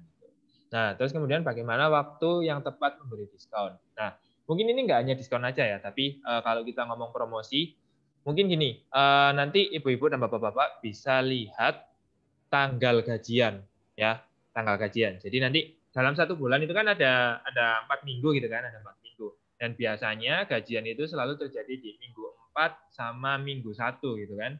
Minggu 4 sama minggu 1. Antara tanggal 1 gajiannya atau nanti di tanggal 25 sampai 30 lah. Nah, di sini kalau mau bikin promo, kalau apa ya? Kalau ingin kenceng ya di sini di minggu 1 sama minggu 2. Minggu 3, minggu keempat ya, minggu 4. Jadi pas waktu-waktu gajian itu promo bakalan kenceng. Ya, promo bakalan kenceng karena mereka ada uang konsumennya. Kayak gitu sih. Nah, nanti program yang bikin program promo di minggu 2 dan 3 itu mungkin yang slow-slow aja, karena kalau kita memaksa misalnya memaksa bikin promo istilahnya diskon sampai 80%, 90% itu kan kasihan kita sebagai produsen gitu. Jadi mending kalau mau kencang promonya di minggu 1 sama minggu 2 pas gajian. Itu aja sih Bu tipsnya. Kalau waktu yang tepat untuk bikin promosi gitu. Ya meskipun nanti di minggu kedua dan 3 tetap harus ada program untuk maintenance atau mendatangkan orang yang baru juga, tapi nggak usah yang istilahnya gede-gedean gitu. Itu aja sih. Bagaimana Ibu? Oke, makasih Mas. Siap, sama-sama Ibu. Sama Bu. Nah, kita selanjutnya ke pertanyaan. Oh, ini ada Ibu Suyerni nih. Ibu Suryani mau pakai lewat voice. Boleh Bu? Coba dibuka Bu mic-nya Bu, biar bisa ngomong langsung nih.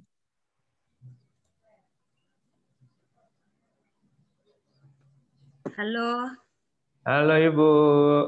Apa ya namanya narasumbernya siapa ya? Kan ketemu lagi ya. Dian Bu, sama saya. Udah pernah ngobrol ya sebelumnya ya, tanggal 12 ya? Betul. Masih ingat saya sama suaranya Ibu? Bertanya tentang gimana saya expand ke Papua dan ingat ya. Masih ingat. Oke. Saya ini sebenarnya gini, saya ada dilema juga nih Pak ya mengenai produk saya.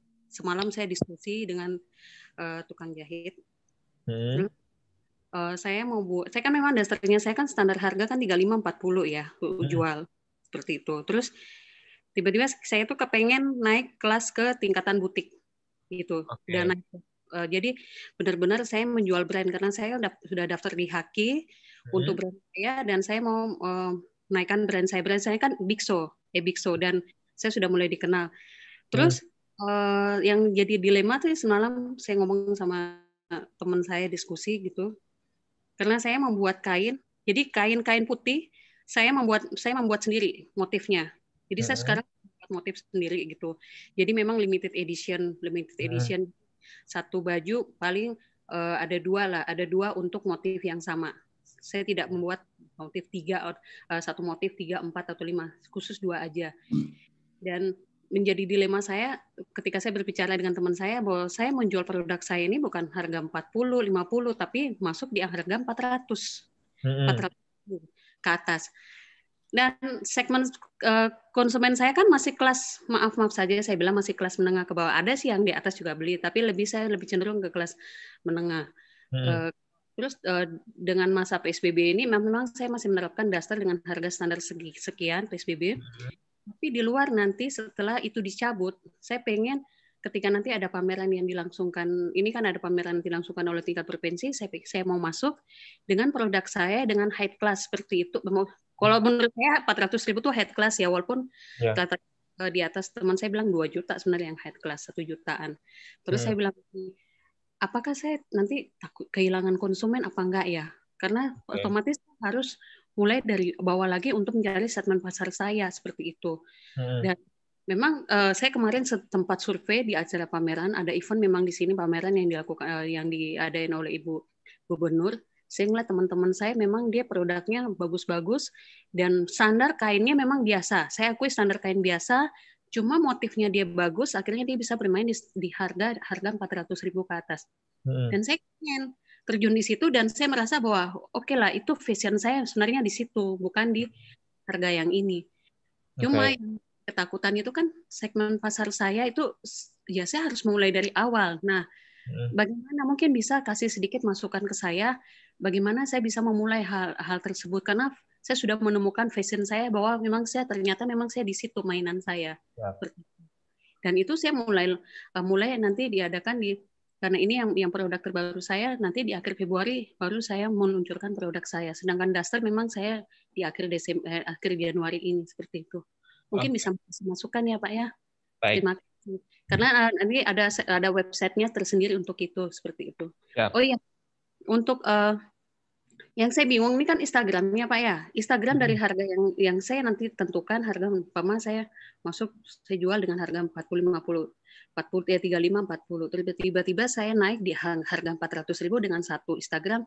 Menurut Bapak kayak gimana? Itu mempengaruhi psikologis dari konsumen apa tidak seperti itu? Oke, baik.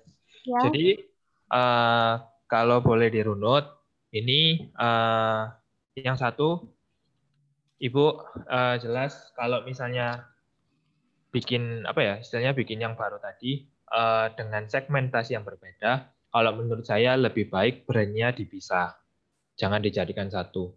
Karena kalau dijadikan satu, ini kan gap marketnya itu kan luar biasa, gitu kan. Ada yang harga 400, ada harga yang 35.000. Nah, di sini nanti akan muncul sebuah istilahnya informasi yang rancu. Informasi yang rancu dan juga bisnisnya Ibu nanti juga nggak fokus. Mau melayani market yang mana nih? Mau yang 400 apa yang 35.000? Nah, kalau misalnya yang 35.000 itu ternyata hasilnya lebih kenceng dari 400 nih. Nah, kan nanti fokusnya ke sini gitu. Nah, yang 400 nggak ada yang ngurusin kayak gitu. Jadi kalau biar Bu Suyerni juga enak, kalau dengan masalah ini, kalau saya sih brandnya dipisah dulu aja. Brandnya jelas dipisah dengan brand baru kayak gitu. Dan itu yang kita lakukan juga ke klien-klien kami. Jadi si ayam nelongso tadi itu dia punya anak brand juga namanya Geprek Kak Ros. Dan itu harganya beda. Jadi kalau di ayam nelongso harganya ayam crispy-nya harganya 15.000, tapi kalau yang di Geprek Kak Ros ini harganya di 9.000, 10.000. Kayak gitu. Jadi segmentasi market yang dipilih juga beda banget gitu. Nah, kalau yang nelongso ini lebih ke family, lebih lebih ke family yang anak-anak kampus juga kayak gitu. Tapi kalau yang ini yang Geprek Kak Ros dengan tagline pujaan anak kos itu memang spesifik banget untuk melayani anak kos. Karena kalau kita ngomong anak kos kan ya kalau bisa sih makan enak, banyak dan porsinya dan murah gitu kan. Nah, ini sudah disediakan sama dia si Geprek Kak Ros ini. Kayak gitu. Nah, mungkin itu sih Bu. Nah, kalau sudah brandnya dipisah, jelas nanti berdampak juga ke websitenya, ke Instagramnya, ke segmen marketnya, cara pendekatan marketnya, titik distribusinya, kayak gitu.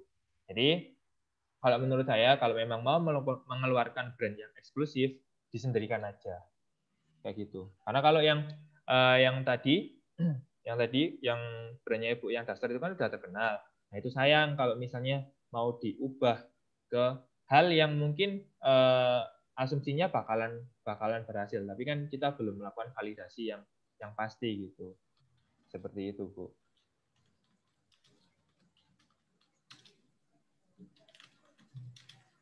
Halo? Iya. Ya, gitu sih, Bu. Oh, gitu aja ya. Berarti dibedain brandnya ya? Brandnya dipisah dulu aja. Karena nanti kan Ibu juga bingung kalau misalnya mau posting di Instagram. Nah, hari ini posting Daster yang harganya 35.000. Besok, loh, kok harganya udah 400. Kan yang followernya Ibu kan juga bingung. Ini yang produknya ini sebenarnya harganya berapa sih? 35 atau 400? Kayak gitu. Sekarang saya mau nanya, ini sebenarnya jauh dari topik ini. Sebenarnya kalau untuk Instagram sendiri, mungkin Bapaknya tahu psikologis warna yang bagus untuk fashion, untuk kelas yang akan saya buat ini, warnanya untuk dominan di warna apa, Pak? Oke. Untuk menarik konsumen. Ini berarti yang eksklusif tadi, Bu, ya? Yang eksklusif ya? Oke. Kalau biasanya brand-brand yang eksklusif itu sepengamatan saya ada di 3 warna. Yang satu hitam, putih, sama gold. Ya, itu sih 3 warna itu. Tapi kalau tergantung apa ya, isinya brand atau ruh yang mau dibawa gitu. Kalau misalnya mau membawa tema yang elegan, maka warna hitam dan emas sangat disarankan kayak gitu. Tapi kalau mau bawa apa ya, istilahnya personality brandnya itu yang kalem tapi eksklusif, ya warna putih it's okay, nggak masalah. Kayak gitu sih. Terima kasih ya. Terima kasih Ya, banyak. sama-sama Ibu. Semoga terjawab dan terbantu. Mantap, Bu. Lagian kita nggak perlu takut kehilangan target market juga sih, Bu, karena kan pembeli itu akan melihat, oh ternyata yang Duster masih yang harga 40.000 masih ada nih, oh yang 400.000 begini. Nah nanti mereka pun coba-coba, akhirnya datang ke butik, coba ngelihat, oh ternyata yang 40.000 yang bahannya seperti ini, yang 400.000 bahannya seperti ini. Jadi Ibu Suyarni nggak perlu takut kehilangan konsumen, karena mereka pun yang namanya konsumen ini mereka juga pintar, Bu. Jadi mereka pun harga itu sudah terlihat ya, Bu, terlihat jelas. Mereka akan melihat bagaimana bedanya gitu kan. Nggak mungkin yang 40.000 ini sekelas dengan yang 400.000. Lagian juga kayak misalkan untuk membuat haki dan lain sebagainya ini sangat disarankan untuk UMKM. Karena sekarang kita sudah punya nih label, sudah punya merek. Tapi ternyata kita menunda untuk mendaftarkan haki. Ujung-ujungnya nanti saat kita butuh untuk mendaftar haki, ternyata nama kita sudah digunakan oleh di daerah lain. Akhirnya apa? Kita harus ganti brand gitu. Jangan sampai kita menyesal di akhir. Gitu. Oke, terima kasih banyak Ibu Suyarni. Selanjutnya ini ada dari Ibu Elis nih, dari Lampung Tengah. Beliau nggak bisa hadir di sini, bisa mendengar tapi dia nggak bisa merespon karena sinyalnya susah. Yaitu dia bertanya bahwa di masa pandemi seperti ini jualan kita kan sangat terdampak. Bagaimana cara memotivasi diri supaya bisa bangkit?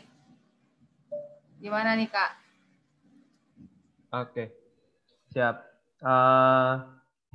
Untuk memotivasi diri, Kak, ya. Jadi mungkin masih ingat quote saya yang tadi ya. Masih ingat quote yang saya tadi adalah pandemi hanya sebuah kondisi, resesi hanya sebuah situasi, ya bukan penghalang aliran rezeki. Jadi kalau kita ngomongin semangat, ya kembali lagi ke diri kita dulu. Jadi kita sebagai pribadi ini mau nggak istilahnya berjuang di saat yang seperti ini, berjuang lebih keras lagi. kayak gitu. Jadi kalau menyemangati diri mungkin dimulai dari diri dulu, dari dalam diri dulu, gitu. Jadi mindsetnya dipasang dulu. Oke, ini memang bisnisku lagi kondisi nggak bagus, tapi gimana caranya saya harus tetap bisa bertahan. Terus kalau misalnya sudah punya karyawan, gimana caranya karyawan-karyawan yang ini di rumahnya dapurnya tetap ngebul ya, jadi anaknya tetap dapat susu, istrinya juga bisa makan beras, kayak gitu-gitulah. Jadi dimulai dari diri dulu. Jadi dimulai dari dalam diri, dipasang dulu mindsetnya, siap berjuang dan lain-lain. Kayak gitu sih, Bu. Terima kasih. Ini sudah saya... Terima kasih, ini Kak masuk ya. Iya. Sangat ya Bu, harus dimulai dari diri sendiri soalnya kalau misalkan seperti ini, karena segala sesuatu berawalnya dari diri kita sendiri. Jadi kalau misalkan kita mau sukses, ya kita tanamkan dari diri kita bahwa kita sanggup untuk meraih kesuksesan itu gitu. Ya. Optimis lah. Iya. Terima kasih. Sama-sama. Selanjutnya pertanyaan terakhir lah ya, mungkin ini lagi-lagi dari Dumai. Ibu Wagi nih. Maaf Bu, baru bisa gabung karena sinyal. Nggak apa-apa Bu, saya maafkan. Mau nanya, produk saya dodol nanas oleh-oleh Dumai. Selama ini dititip di toko dan minimarket. Kalau ada yang beli, langsung sama saya beli 10 kotak gratis 1. Dengan harga jual yang sama dengan yang di toko atau minimarket. Apakah dengan cara begitu bisa menaikkan omset kita? Gimana nih Kak? Oke, berarti ini udah jalan Bu ya untuk programnya? Untuk gratisnya belum Pak, masih mau, masih rencana. Oke, sip. Jadi karena kan ini juga apa istilahnya menjadi sebuah asumsi apakah program yang akan direncanakan Ibu ini bisa berhasil atau enggak. Ya kalau menurut saya dicoba dulu aja Bu, divalidasi. Jadi misalnya kan biasanya kalau orang beli ke, kan berarti Ibu Wagi ini jadi pabriknya kan gitu kan, jadi pabriknya sendiri itu kan harganya lebih murah. Nah daripada nanti diterapkan di Ibu sendiri, mending langsung diterapkan di toko atau minimarketnya. Jadi kan orang kalau boleh tahu Bu, sekarang orang itu kan lebih sering nyari produknya Ibu ke toko minimarket apa ke Ibu sendiri? Ke toko-toko Pak. Nah, ya udah kalau udah di toko-toko nanti langsung aja diterapkan di situ. Jadi Ibu tetap fokus ke produksi aja, menyediakan produk yang bagus sama kuantiti produknya disediakan. Jadi marketingnya biar langsung ngedirect atau orang itu biar langsung datang ke toko sama minimarket itu sih. Begitu Bu, kira-kira. Oke, makasih Pak. Siap, sama-sama Ibu. Sama-sama Ibu. Makasih Pak.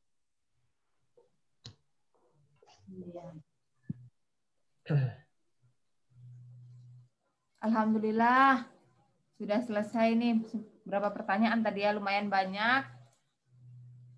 Mudah-mudahan semuanya sudah paham, dan apabila nanti akan ada pertanyaan selanjutnya bisa bertanya di grup atau japri langsung. Nah, di IMAK juga banyak pelatihan-pelatihan untuk UMKM ya Kak ya. Betul. Jadi kita ada grup Telegram namanya Marketing Channel. Mungkin nanti bisa saya share ya linknya di grup WA. Jadi nanti ibu-ibu bisa join di sana untuk mendapatkan tips-tips marketing setiap harinya. Seperti itu. Mantap. Terima kasih Kak. Ini ternyata ada pertanyaan satu nih menyusul nih dari Bengkulu. Masih saudara sama Sumatera, jadi diterima ya Bu ya. Oke, dari Ibu Noni Bengkulu. Assalamualaikum. Waalaikumsalam. Mohon bertanya, saya punya usaha aneka kue basah, misalnya risol, pempek, dan lain-lain. Harganya saya jual 1.000, tapi sekarang banyak lapak di tempat saya harganya lebih miring. Kadang 800, kadang lebih dari itu. saya bingung, jualan saya kurang minatnya, gimana solusinya? Apa yang harus saya lakukan? Nah, ini sangat sering terjadi, Kak. Oke, siap. Jadi gini Bu, biar nanti ini kan berarti masuknya ke strategi harga gitu. Nah, tapi kembali lagi nanti konsumen yang ditarget sama Bu Noni ini yang jenisnya seperti apa kayak gitu.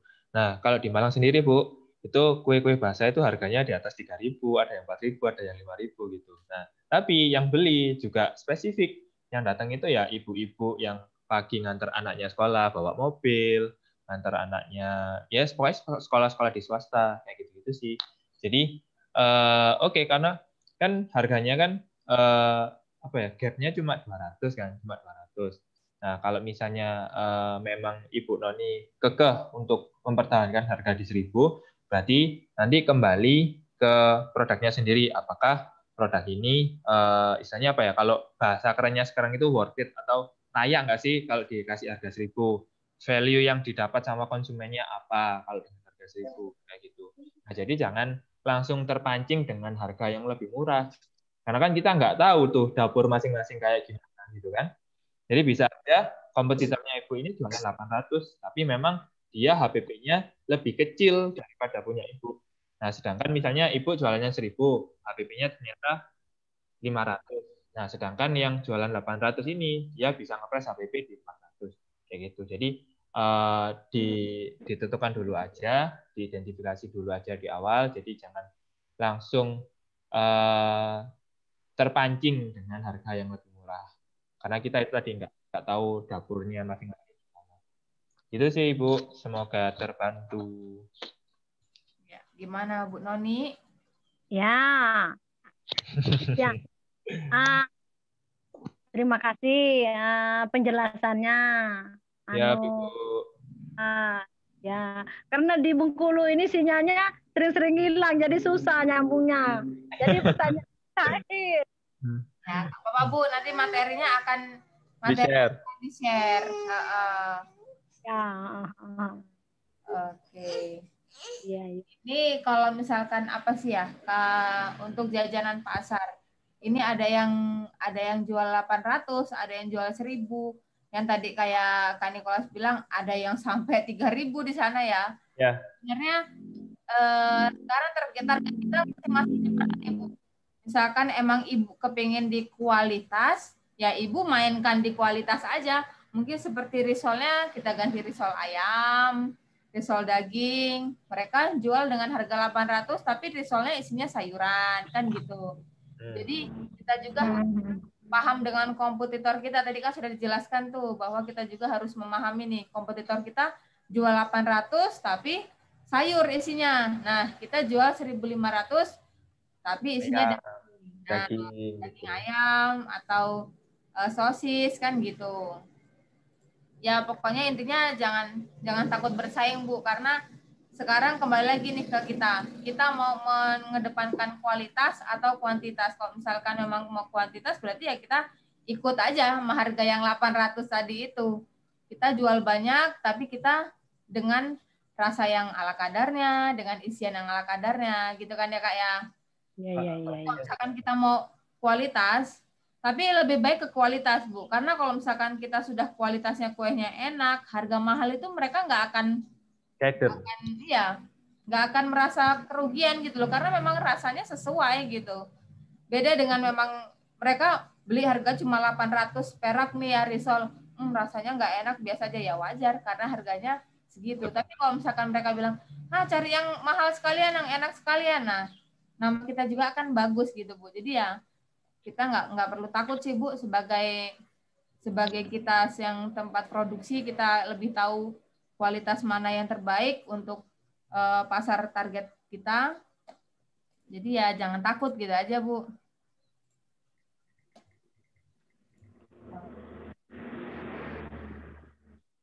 Ternyata kita sudah sampai di penghujung acara ya Kak ya. Siap, sudah 1,5 jam menemani ibu-ibu di weekend yang cerah. Tapi di Lampung agak-agak mendung ini Kak. Sama ini juga di Malang juga mulai mendung. Betul. Alhamdulillahirrabbilalamin, ucap syukur bahwa pelatihan pada pagi sampai siang hari ini berjalan lancar dari awal sampai akhir dengan jumlah peserta yang memang konsisten nih dari awal sampai akhir mengikuti. Mudah-mudahan nanti materinya benar-benar bisa diaplikasikan kehidupan masing-masing, nanti bisa meningkatkan ekonominya, dan jangan takut untuk bertanya karena kita punya banyak mentor. Nanti kalau misalkan kita nggak bisa sama yang si A, si B, si C, kita akan cari yang lain gitu. Jadi jangan takut bertanya, apalagi ibu-ibu di sini punya rumah BUMN di daerah masing-masing. Nah, nanti larinya ke sana dulu, nanti biarkan mereka yang bantu untuk mencari coach-nya. Mana nih yang sesuai dengan yang dibutuhkan oleh UMKM di daerahnya masing-masing. Gitu. Kak Nikolas, jangan bosen-bosen ya dengan UMKM yang ada di rumah BUMN Pertamina. Saya malah seneng kalau sharingnya sama ibu-ibu. Nanti kalau misalkan ada yang mau berlanjut ikut kelas-kelasnya Kak Nikolas, pokoknya follow aja dulu IG-nya Imars itu yang tadi sudah dikasih tahu. Siapa tahu nanti ke depannya bisa bergabung dengan jadi binaannya Imars juga. Nah, nanti di rumah BUMN Pertamina pun akan ada pelatihan setiap bulannya. Jadi jangan bosan-bosan untuk mengikuti pelatihan karena kita semuanya kasih free, gratis untuk ibu bapak sekalian. Bahkan nanti dapat bonus. Bonusnya nanti yang lagi pelatihan sambil foto, nanti dikirim, nanti Kak Nikolas loh yang pilih, nanti siapa yang dokumentasinya terbaik, penanya terbaik, nanti dibantu pilih sama Kak Nikolas. Dan nanti juga di akhir acara ada sesi kuis. Nah, nanti ada sesi kuis dan mengisi evaluasi. Nanti mohon ibu bapak sekalian untuk mengikuti kuis dan evaluasi karena ada hadiahnya juga. Oke, karena sudah jam 11.36 nih ya Kak ya, sudah mulai kerucuk-kerucuk gitu kan. Kita foto dulu, Mbak. Kita foto dulu Bapak Ibu, mungkin bisa dibantu ya Pak. Kita minta tolong dibuka videonya. Kita foto virtual deh. Mau difoto, bolehin rambut terus. Ya, biar cakep Bu. Ya Bu, benar, biar cakep nih. Ini mana lainnya, kita buka dulu, saling kenal nih kan.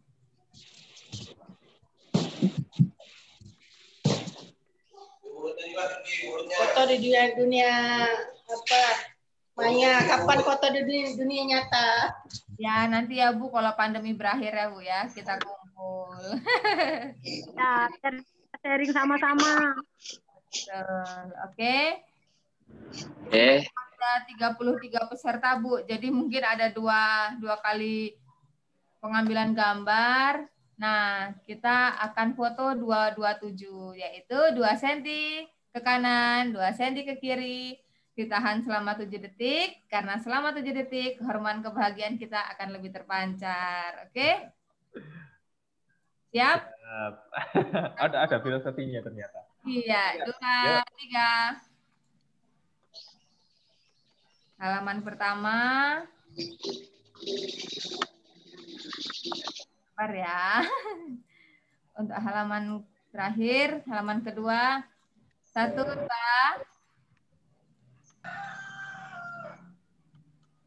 Oke.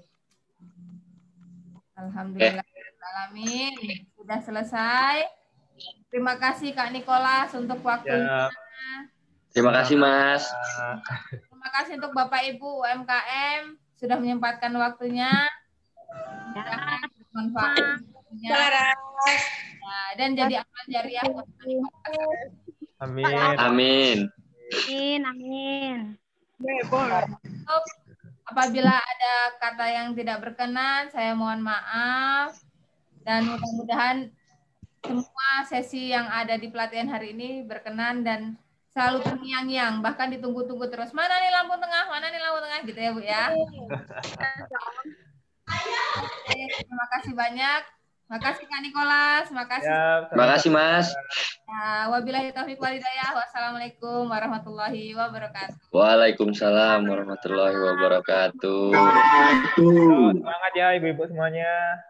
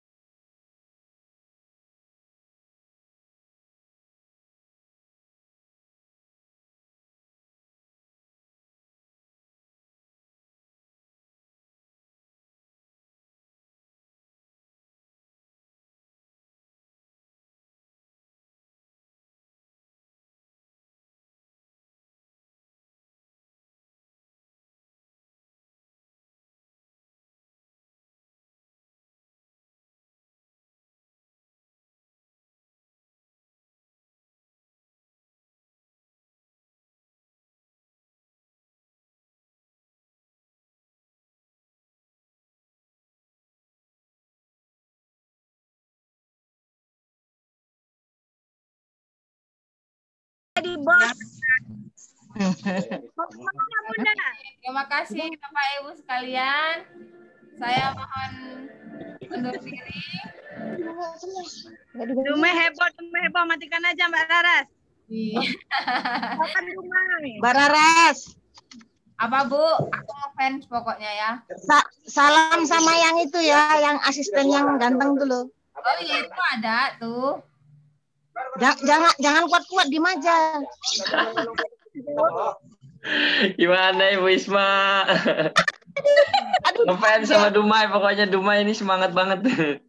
Oh semangat. Mantap. Oke, terima kasih ya Bu ya. Kita live. Assalamualaikum. Ibu semua. Waalaikumsalam.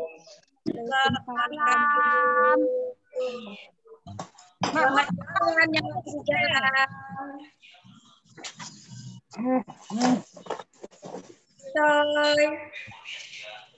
Mak. Yang matiin aku atau Mas Bagus?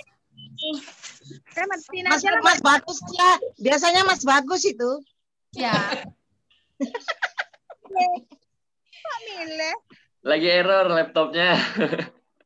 Janganlah error. Orangnya ada error ini orangnya. Mau keluar sendiri, dikeluarkan mau. Minggu mulai Mas Bagusnya nggak mau dia. Aduh. Mas Bagus yang